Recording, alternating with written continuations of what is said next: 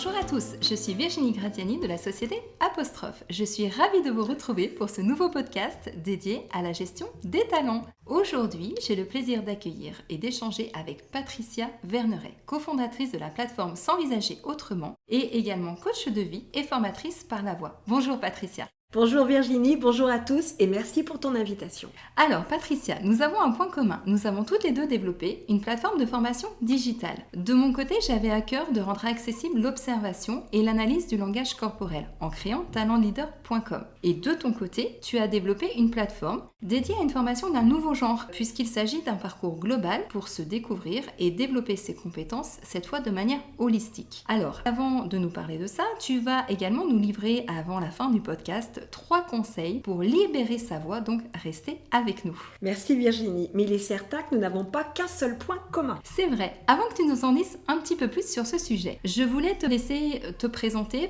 ton parcours et également nous expliquer ce qui t'a amené aujourd'hui à créer la plateforme S'envisager autrement. J'ai tout d'abord été danseuse professionnelle. Je me suis exprimée avec le corps. Puis, je suis devenue chanteuse professionnelle. Là, j'ai eu une surprise. Quand je n'allais pas bien avec la danse, mon énergie et ma volonté de dépassement suffisait à sauver les apparences quand il s'agissait de cacher mon état intérieur, mais impossible en chant. Et du coup, qu'est-ce que le chant t'a apporté de plus par rapport à la danse ? Le chant m'a obligée à plus de cohérence intérieure. Je n'ai pas pu faire l'impasse sur mon humanité. Concrètement, j'ai dû tenir compte de comment je suis intérieurement à un instant T pour mieux le transcender. Par exemple, trop de tension causée par le stress, la voix casse ou fait mal. Pas assez tonique, par fatigue ou lassitude, elle peine à sortir. J'ai donc appris l'alignement intérieur pour plus de subtilité et de maîtrise dans la voix. En parallèle, quand je n'étais pas sur scène, j'enseignais la danse puis le chant dans des cours privés, mais aussi à l'Université Lyon 2 et à l'EM Lyon. C'est plutôt innovant ça d'enseigner le chant en école supérieure de commerce et de management. Oui, le directeur du programme dont je dépendais, André Camilly, a été un visionnaire. Il y a 23 ans de cela. Il m'a demandé de donner des outils aux futurs managers. J'ai été témoin des transformations de mes étudiants. Ils me racontaient tout ce qui avait changé pour eux grâce à ces cours où je leur demandais d'oser être eux-mêmes. De cette expérience est née la formation par le chant et la voix. C'est ce qui t'a poussé plus loin, il me semble. Oui, j'ai décidé de la proposer sous forme de formation à d'autres publics que les étudiants. Je l'ai également proposée dans des environnements spécifiques, par exemple comme à la prison pour hommes de Varennes-le-Grand, avec les mêmes effets bénéfiques. C'était donc de plus en plus évident qu'en m'intéressant à l'humain derrière son statut social ou son identité professionnelle, je pouvais proposer mes formations à tous les publics, à condition qu'ils en éprouvent le besoin. À ce moment-là, tu dispensais tes formations en présentiel. Comment en es-tu arrivée à la plateforme ? Généralement, on me demandait de faire tenir mes formations sur quelques heures. J'étais donc frustrée de ne pas pouvoir aller aussi loin que nécessaire. En parallèle, nous avons commencé à échanger avec Pierre Pagnon, cofondateur de la plateforme, pour proposer des formations complètes qui laissent le temps au temps et des parcours hybrides qui allient présentiel et digital. Mon job par la plateforme ou par le coaching consiste à proposer un espace qui permette de changer d'angle de vue sur soi-même tout en étant autonome et acteur dans ces changements. C'est pourquoi j'ai appelé le site S'envisager autrement, car pour moi, chacun a les ressources et les solutions en lui ou en elle. C'est clair que c'est un beau programme. Alors, à qui s'adresse la plateforme ? À toutes les personnes intéressées par le concept, puisque je m'adresse à l'humain derrière ses apparences. Les parcours proposés vont libérer ce qui l'empêche de vivre naturellement. Remettre du mouvement là où il s'est peut-être figé par son vécu, ses doutes ou ses peurs. Tu as donc créé la plateforme plutôt à destination des actifs qui souhaitent se développer. Acteur avant tout, car rien ne change si l'on ne change pas soi-même, mais pas forcément actif dans le sens d'avoir une activité professionnelle. Elle a été créée pour toutes les personnes pour qui le savoir-être est primordial et qui souhaitent faire évoluer leur dynamique relationnelle, qui vont oser solliciter toutes leurs dimensions mentales, émotionnelles, physiques, spirituelles, etc. en prenant des chemins inhabituels. Et du coup, la plateforme, j'imagine, peut également être un outil d'accompagnement, là aussi, tourné vers les entreprises. Oui, tout à fait. Pour toutes les entreprises et les écoles qui ne craignent pas de sortir des sentiers battus et souhaitent aider leurs salariés ou leurs étudiants à développer ce que l'on nomme les soft skills ou qui voudraient que la communication et les dynamiques relationnelles en interne deviennent plus fluides ou agréables. Selon toi, quelle est la valeur ajoutée de la plateforme S'envisager autrement ?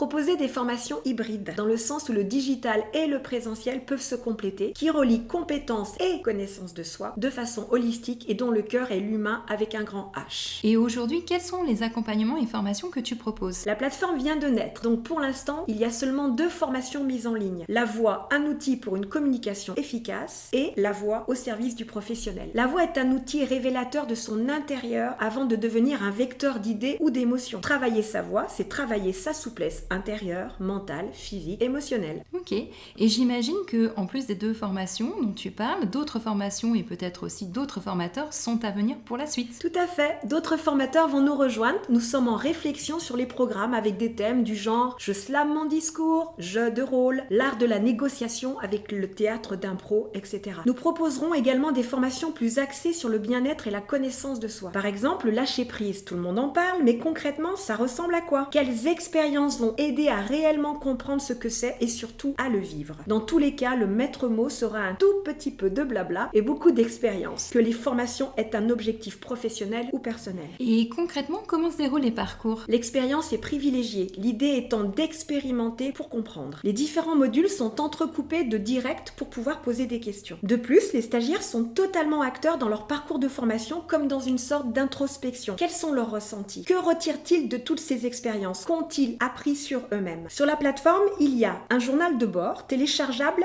personnel, véritable outil d'introspection qui l'accompagne dans son cheminement et ses réflexions par des questions. Il est important qu'il puisse également transposer ce qu'il a compris dans son quotidien et qu'il puisse surtout constater son évolution. Quand on évolue avec simplicité, on peut ne pas s'en apercevoir. Tous les cours sont accessibles à volonté le temps de la session. Des quiz et des questions d'attention lui sont proposés pour lui permettre de tester ses connaissances et sa capacité d'attention justement. L'objectif est également de développer sa capacité à s'auto-corriger. En fin de parcours, il obtient son certificat de formation. Concrètement, pour la formation sur la voix, comment as-tu construit ce parcours? La démarche commence par les fondamentaux de la voix. Apprendre à connaître et jouer avec sa voix tout en développant clarté et puissance. Savoir entendre et écouter sa voix revient à savoir s'écouter dans le bon sens du terme. Le deuxième module est consacré au langage corporel et émotionnel de la voix et la relation à l'autre.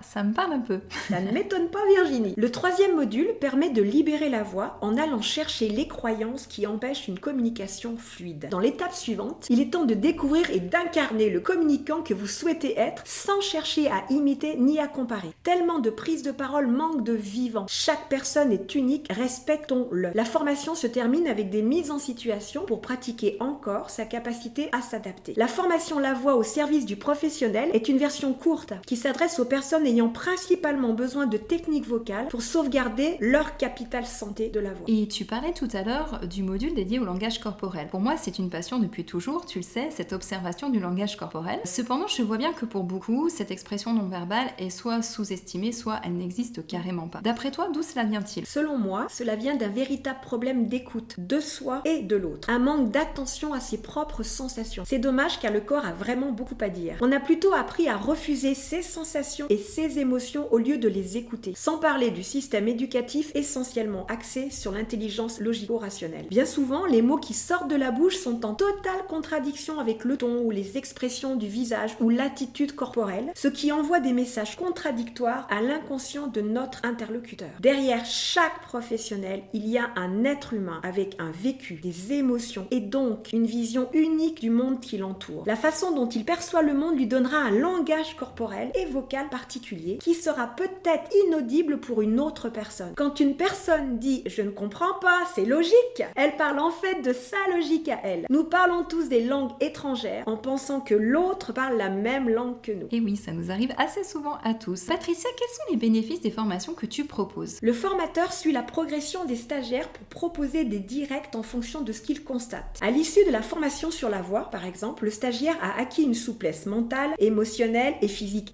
indispensable pour avoir une communication en capacité de s'adapter à toutes les situations. Et il sait écouter tout autant que s'écouter. Il a une foule d'outils à sa disposition qui l'aideront bien après la formation. Quel autre effet as-tu pu observer chez tes stagiaires? Parmi les différents effets secondaires, on trouve une confiance en soi renforcée, une meilleure capacité d'adaptation et d'observation, et une amélioration des relations, de la communication dans les réunions ou en public. Et est-ce que tous, du coup, arrivent à ces résultats-là? Je dirais plutôt que les effets secondaires dépendent du propre cheminement de la personne, là où elle en est, quand elle commence et ce qu'elle est prête à bouger. Certaines expériences que je propose aboutissent à des résultats immédiats, comme la technique vocale par exemple. D'autres sèment des petites graines qui s'épanouissent dans le temps et des années plus tard, des résultats inattendus font leur apparition. Ça j'adore. D'anciens stagiaires ou étudiants m'ont rapporté que même 15 ans plus tard, ce qu'ils avaient acquis, compris, continuait d'évoluer et de leur servir. Passer par le vécu et les expériences concrètes aide fortement à ce résultat. Dans quelle mesure les stagiaires peuvent aussi apprendre les uns des autres, étant donné que la formation se passe en digital? Le stagiaire peut décider ou pas, c'est son choix, de travailler, échanger, partager avec d'autres stagiaires d'une même session. Il peut être intéressant d'entendre des vécus différents sur une même mise en situation. L'effet miroir est toujours porteur de prise de conscience. Il pourra également alimenter des univers créés sur la plateforme Prodige, notre partenaire qui est une sorte de réseau culturel pour enrichir son savoir par des apports multimédia. Il a également à sa disposition une médiathèque qui évolue au fur et à mesure de la formation en même temps que lui, avec le matériel pédagogique donné par le formateur et des récapitulatifs des modules en format audio et en format PDF. Cette médiathèque est interactive, c'est-à-dire que les stagiaires peuvent l'alimenter avec ce qui les a inspirés par exemple, et ils peuvent partager ou pas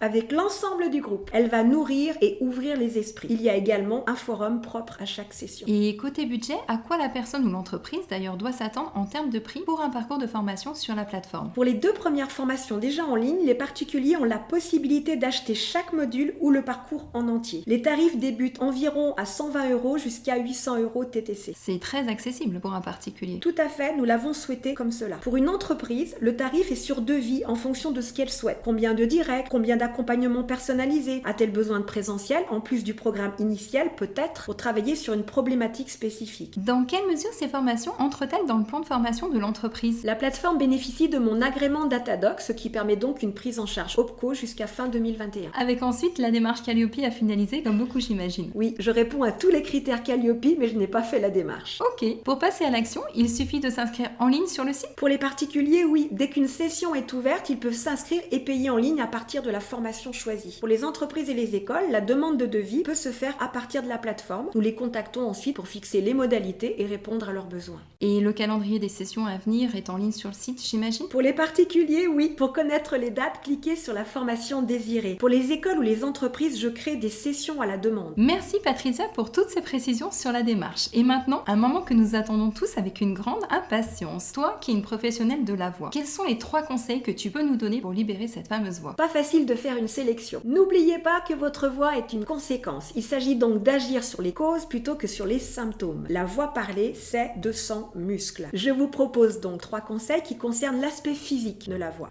1. Pas de liberté vocale sans respiration qui la porte. Entraînez votre capacité à respirer en profondeur, c'est-à-dire votre respiration ventrale, qui est naturelle à la naissance. Les nouveau-nés peuvent hurler pendant des heures sans jamais se casser la voix. Voilà un petit exercice qui vous mettra en contact avec votre respiration et ses différentes dynamiques. Allongez vos inspirations en comptant dans votre tête de 4 temps pour commencer, puis petit à petit 5 temps, 6 temps jusqu'à 8 temps. Tout en allongeant également vos expirations de 4 à 8 temps également, avec des temps d'apnée de 4 temps entre l'inspiration et l'expiration. Je vais vous le mimer 2 petites secondes parce que c'est un peu compliqué à l'oral comme ça. C'est j'inspire 4 temps, je reste en apnée 2 temps, j'expire 4 temps, et je reste en apnée 2 temps par exemple. Faites-le et observez les différences dans votre état intérieur, puis vocal. Pour libérer sa voix, on doit libérer ses côtes flottantes. J'ai coutume de dire à mes stagiaires, libérez les côtes. Prendre le temps de respirer permet aussi, dans un discours, de mettre en valeur ce qui précède ou ce qui suit. C'est la fameuse règle du silence en or qui va mettre en avant ce qui va être dit juste après. C'est exactement ça. Un deuxième conseil, activez les muscles de votre visage pour libérer son passage. Imaginez que votre interlocuteur est sourd et a besoin de lire sur vos lèvres pour vous comprendre. Attention,